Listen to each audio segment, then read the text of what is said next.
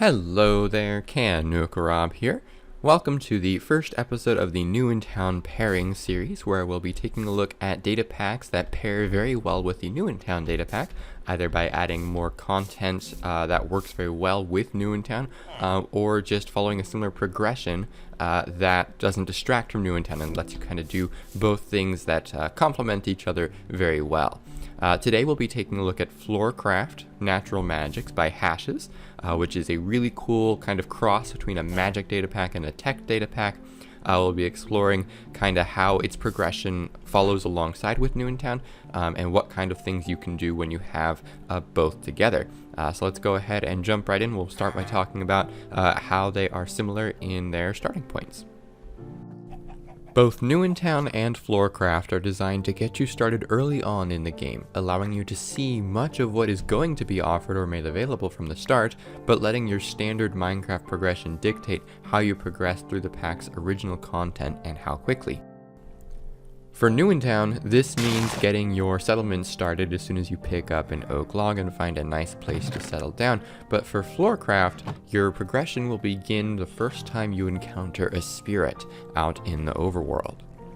These spirits appear in 3 different colors, representing 3 different kinds of essence or magic in Florcraft. We have green for verdant, blue for aqueous, and orange for arid, and they'll appear more commonly in different kinds of biomes, and that will also play a role in how you collect them later on in the pack. When you do kill your first spirits, you'll get an essence of that color as an item form, as well as a vision that allows you to see the first couple of recipes that you'll need to really begin Florcraft's progression. So you can see here we have access to the custom workbench that the pack uses, as well as the Oculus, which is the main way that progression is tracked, and more recipes and magics are unlocked as you progress through both Florcraft and through Minecraft. The nice thing about these spirits is that they can appear anywhere in the world, and it helps to kind of stay in one place because they will be near you somewhere. So they pair very well with having a New in Town settlement where you can kind of settle down, especially if you're near several different biomes, so then as you're going through your normal New in Town progression, you can stumble upon more spirits to help you continue on through Florcraft's progression. Since Florcraft uses a lot of the same kinds of materials as New in Town, at least to get started, but in much smaller quantities, it makes sense to get started with those recipes first and get that progression going so that it can help you out later on for both Florcraft and for New in Town's progressions. Getting the custom workbench, the infused workbench started is a good idea, and having a nice dedicated area to perform that work to progress through Florcraft is something that New in Town excels at by having access to the empty plot. Starting with an empty plot, therefore, is a good idea to get started, but by now, Florcraft actually includes some cross-content, allowing you to unlock a recipe through Florcraft's progression that then is used as a New in Town structure recipe to get a workspace, which is really great cost content that Hashes has worked out thanks to New in Town's ability to add custom structure packs. So in this case, it isn't itself a different custom structure pack, but in fact is part of Florcraft's progression to progress further through New in Town and have that kind of cross between both packs.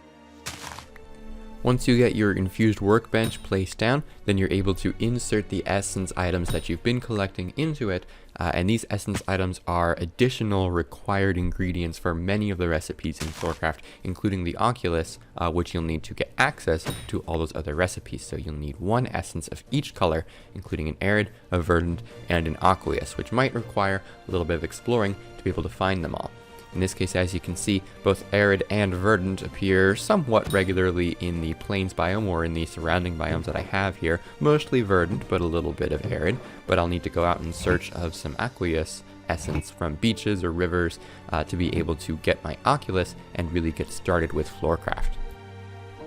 As I said, since both New in Town and Florcraft use a lot of the same ingredients and types of resources just in different quantities, you can progress through both without really impacting either negatively, and in many ways impacting both positively, allowing you to gather more resources of the kind that the opposite pack needs over time as you expand further with New in Town, using railways to access other biomes for the resources that New in Town likes from them, but also for the essences that Florcraft would like from them. And there are lots of ways to get essence from biomes besides just killing the spirits that are around.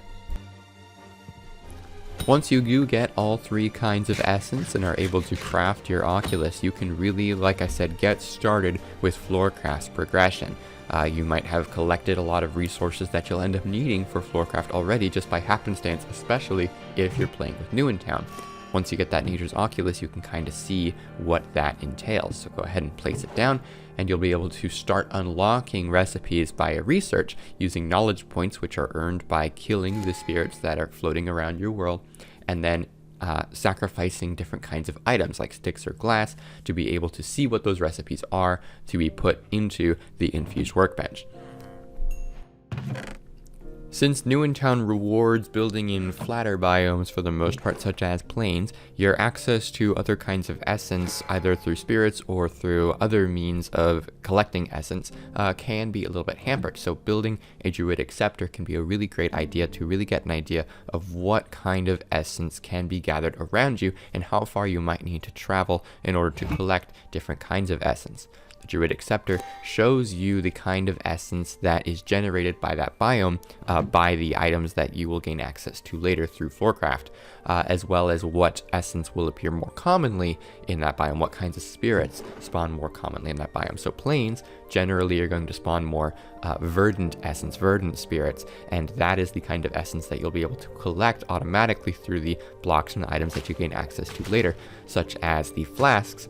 which will passively collect essence in the biomes that you're standing in and slowly fill up that you can then put into the infused workbench, similarly to it as if you had killed spirits and collected the essence items.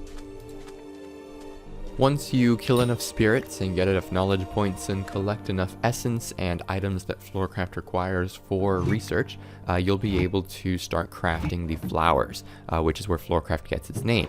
Like I said, Florcraft is kind of a cross between a magic data pack and a tech data pack, so eventually you are able to start automating your essence collecting processes. That's where the flowers come in. You can build some pylons, which will start to automatically and passively collect essence similarly to your flask based on the biome that they're placed in, but they'll just kind of sit there until you start using a network of flowers to carry that essence from the pylons to the infused workbenches or wherever else you would like your essence to be taken to. You have 3 different kinds of flowers at your disposal that you'll need to network together in a variety of ways based on where you have your pylons and your infused workbenches and such. Your absorb blooms are what's actually going to siphon the essence from the pylons or from flasks that you have in item frames nearby, and then you will use a combination of either Rilliles or Dispoppies to distribute the essence throughout your world. So Rilliles are what you're going to use to move essence from a faraway pylon, from a faraway absorb bloom, over a great distance to an infused workbench, whereas your Dispoppy is what's going to be kind of at the end of that path to turn the essence from that flower, from that network of flowers, into the infused workbench.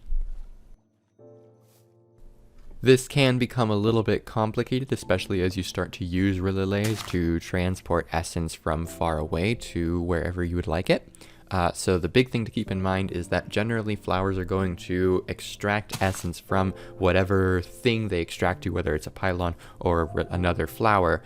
from the closest one to them. So if you're building a network of Rilliles, you'll actually want the first Rillile in line to be pretty much right next to or very near your first absorb bloom, and every Rillile after that to be just a little bit further away. And then it'll travel all the way to wherever you want it, to your Dispoppy, and then into the infused workbench.